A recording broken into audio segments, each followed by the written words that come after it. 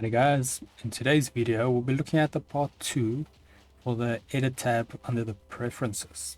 But let's just quickly have an intro first.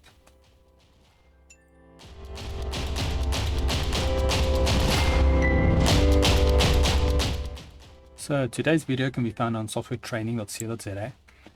You guys will notice we've got a variety of different softwares we do cover, and also we upload videos daily, so just keep an eye there for any new content. Otherwise, we're back in the program here. Now, just a reminder, this is a follow-up of the preferences, you can almost say mini-series, and this is part 3, which is part 2 of the edit tab. Bit confusing, I know, but I will leave links in the description to the relevant videos. So yeah, so in this in the previous video we covered the first 3: constraint, angle, nudge, and arrow key increment. So today we'll be covering the rest. So let's first look at the keep objects on matte when dragging. So when this is selected or on, then if we select the object and we try drag it out the mat, it will automatically snap to the edge. Same at the bottom, left and right and top. Now the only way to get it out of the mat, we'll be using under our position and size panel, it's little arrows, and then you can use the values here. When you adjust that, then you can actually get it outside of the mat. But keep in mind, as soon as you move it, it will snap it back to the center. So now obviously if you disable that setting, then you'll be able to move it outside of the mat. I'm not going to be demonstrating that now, because I'm sure you get the idea of what it does.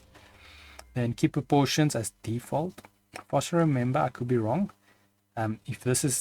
If you deselect this, you have to restart VinylCut in order for it to take effect. But with this on, what will happen is if you've got a shape selected, and then also under the position and size, then the little default proportions here, keep proportions here will be on by default.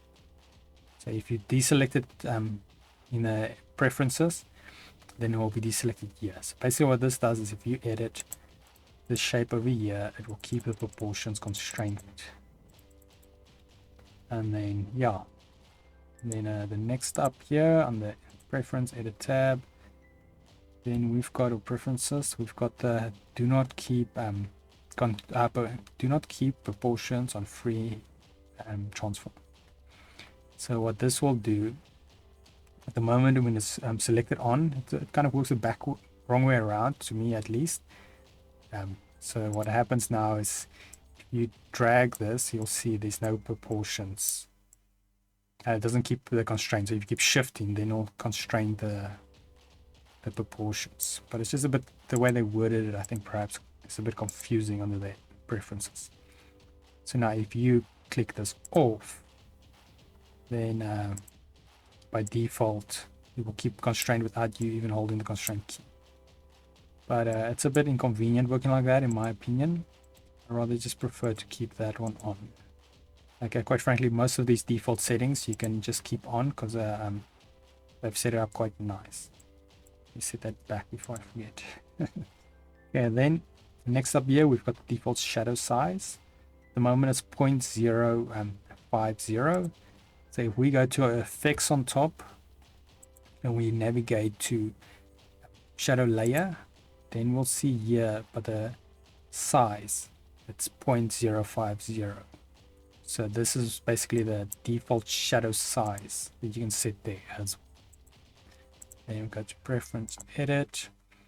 Then we've got the next up here, automatically simplify shapes, and then the simplify threshold. So the amount will be simplified by. So what this comes down to is, let's say you take two shapes and you let's say remove a shape in another shape, or you merge them or something like that. Then obviously your node count or your nodes amount will be a certain amount, but if you merge them, then it will take the amounts together and simplify it a bit. So that way your nodes is you've got less nodes. So by default, the default settings is quite good. You don't notice a change in the actual quality. So I would also just leave that one on. And then lastly here we've got never fill open path. So what that does is, let's say you're creating a path with like a pen tool or something, and then you press enter, then it won't autofill it, which that's kind of what you expect. But with that option on, then or rather should I say with that option off, it will automatically fill the shape, and then it makes it nearly impossible to just draw single parts. So once again, like I say, most of the default settings you will just keep on, but now at least you know what they do in case you need to use them in a different workflow. And if you've maybe set things you're not sure what they should be, or they're not acting correctly, you can always just go restore to default or restore defaults, and it will set everything back to the factory standard. Otherwise, yeah, that is it on the preferences. So otherwise, if we head to VinylCut.co.za, program is freely available here. Just head to the downloads page, and then otherwise, if you guys go to softwaretraining.co.za, you can find this program and more. Like I mentioned, a variety of programs we do cover, and also we have this nice little search option. So if you want to isolate your search, say you're looking for anything specific. And then if you don't find what you're looking for, just go request a training video, and then we will make that for you. Otherwise, thanks guys for watching, and cheers.